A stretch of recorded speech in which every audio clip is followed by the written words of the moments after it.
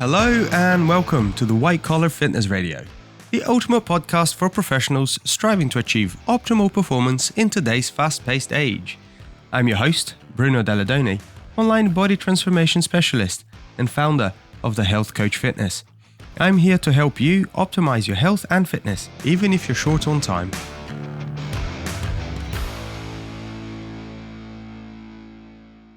What's going on, everyone? Today we're discussing how to manage nutrition and a busy lifestyle.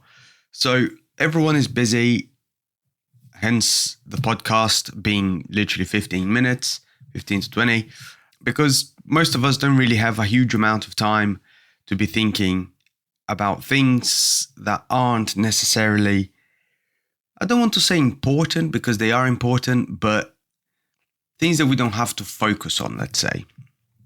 So things that you usually focus on will be work, family, kids, try not to burn the house down, standard stuff. And your nutrition, you have goals, you have things you want to achieve, but you also don't want that stuff dominating your life. I mean, some of us do, and depending on the goal you have, you might have to. But as a day-to-day occurrence, let's say, you don't want it dominating every ounce of spare bandwidth you have. So what are some of the things you should be considering to make sure that you're ticking the boxes, but you can also just kind of plod along without stressing whether you are doing the right thing or the wrong thing, as it were. Right and wrong, obviously, as always, being a subjective sort of gauge. So the first thing to consider is protein intake. Are you having enough protein? This is by far and away the biggest one. They're all equally important, but if I had to pick one, this would be the one, because having enough protein, as we have discussed previously, has impact on your health. And if you're trying to stay on track, let's say, protein will also keep you fuller.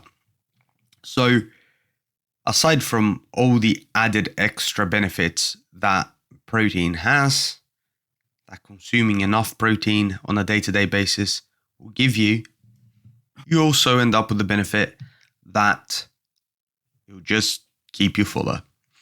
So how much protein are we talking?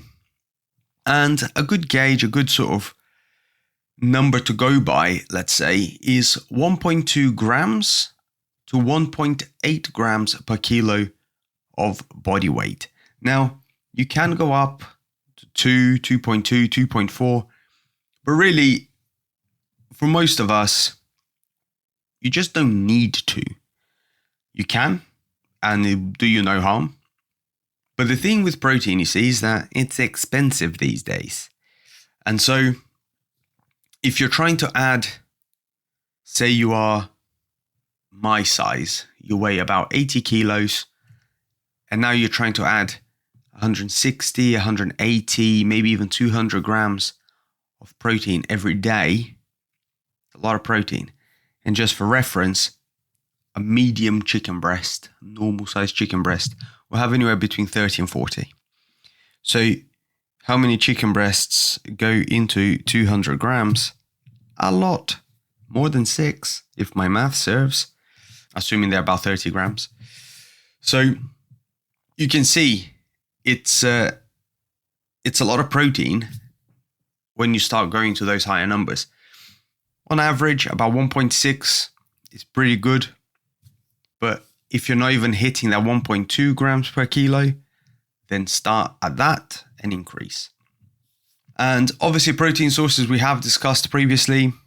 If you're a meat eater or a vegetarian, then dairy sources are really good. If you're a meat eater, go forth with the meat. But if you're veg or vegan, then tofu, corn, there's all sorts of, you can't believe it's not meat type jobbies these days that you can go to. And traditionally, obviously, your pulses and your grains and all those fun things. So that's protein. Protein is first and foremost, followed very closely by hydration, making sure we're having enough water, guys. Now, hydration is a funny one, right? Because it doesn't just have to be water. People tend to think of, oh, I've drunk 2 liters of water today, but it doesn't have to just be that. The water in your coffee, assuming you have coffee and not warmed up milkshake, like a lot of people these days. And by warmed up milkshake, I mean your, 16 squirts of caramel syrup in your latte with a half a shot of coffee. Sorry, just random ramble. But so assuming you actually have coffee as opposed to warmed up milkshake, the water in that will count. If you have tea, it'll count. If you have plenty of vegetables, salad bits, fruit, all of that stuff still counts towards that water intake. But making sure you almost formalize, if you like, how much water you're having is a good way to go. Because if you have enough water, you just perform better, period, in everything. And most people are so chronically dehydrated, they don't even know about it. So making sure that you have enough water, you're just allowing your brain to function, you're allowing your muscles to be full of water, which means they can perform better. Your system, your entire body just functions more efficiently if it has enough water.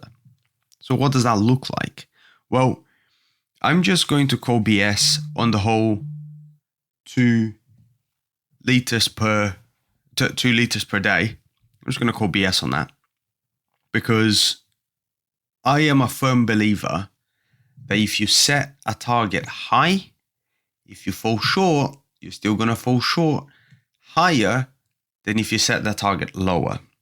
So if you tell people to eat, and this is a bit of a tangent, but if you tell people to eat 5 fruit and veg a day, people have 3. If you tell them to have 17, like they do in Japan, well, now if you have 10, you're still falling short, but it's double the amount that you would have supposedly meant to be having at 5. So if you set that target really high and you fall short, at least you're still doing better than you would have done otherwise. So I like for my clients to aim for 3 to 4 liters a day, usually. And a lot of people don't hit that consistently every single day, but they'll definitely do more than 2. And everyone feels better for it. So this is a bit of a personal opinion though, the 2 liters per day. So, you do with that what you will. But I'm telling you now, set that target a little bit higher and aim for it and go for it, and you will feel better. Now, I will caveat that with, at the start, there will be an adjustment period for your body, which means that today you do 1.5 liters because that's what you've always done, and then tomorrow you smash out 4 liters. I'm telling you now, you're going to spend the rest of the day in the toilet, just non-stop, just in the loo, doing your business. And so allow for that to happen. Give yourself a few days for your body to adjust to the added water. And voila, you will be hydrated. You'll be like a blooming flower. Okay, what else do we need to manage nutrition? Well, consistent timing. That is huge, guys. And it's something that doesn't usually happen for a multitude of reasons. Obviously, everybody's got meetings. People get called into meetings. Meetings finish late, whatever it is. The house is on fire. Everybody's running around like headless chickens these days. So it's not always within our control to make sure that we eat at consistent times, give or take half an hour. But if you can do that, and if you can make sure that the things you eat when you eat them are of a similar ilk, you'll find that your body will balance out your blood sugar levels more effectively, and you also control your cravings more effectively. Your body's very, very, very, very, very good at creating patterns right? Or at least spotting patterns and adjusting for them. So if you have porridge every morning at 9 o'clock, well, your body will start making the right enzymes with enough time so that when you eat that porridge, it can digest more effectively, right? So making sure that you do those things consistently over time, having these windows, feeding windows, let's say, where you eat and then you don't eat and you allow your body to do its business, digest, do whatever, and then you eat again.